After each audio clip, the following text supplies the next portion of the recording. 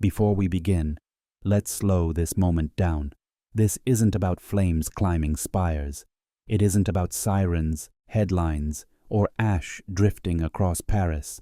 This is about the moment before anyone thought anything could be lost. 1. What moment are we revisiting?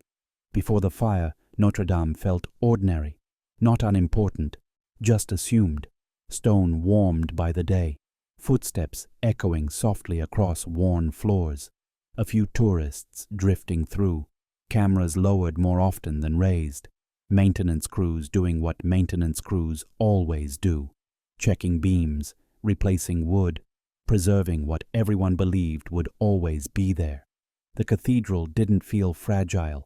It felt inevitable. It had survived revolutions, wars, occupations. It had outlasted kings and governments. The idea that it could vanish, at least in any meaningful way, felt almost rude to suggest. This was not a moment of danger. It was a moment of confidence. 2. What do we usually focus on instead?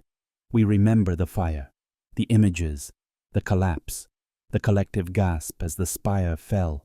Catastrophe sears itself into memory because it gives us a clear before and after.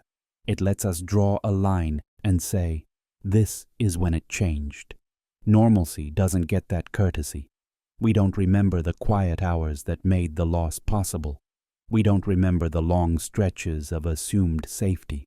We skip over the years where nothing happened, because nothing happening feels unimportant until it isn't. 3. What illusion is exposed here? Impermanence. Before the fire, Notre Dame represented something fixed, something beyond time. It carried the illusion of always.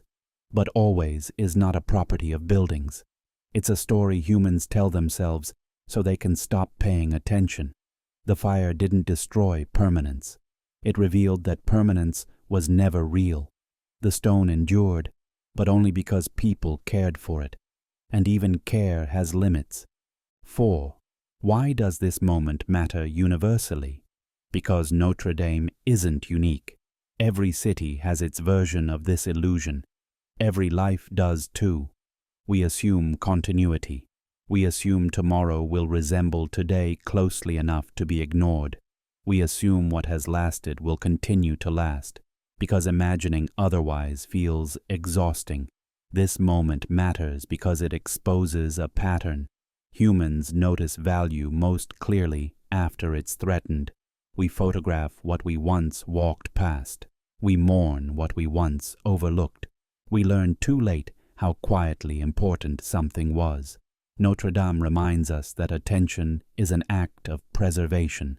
5. Why silence here? Because memory begins before loss.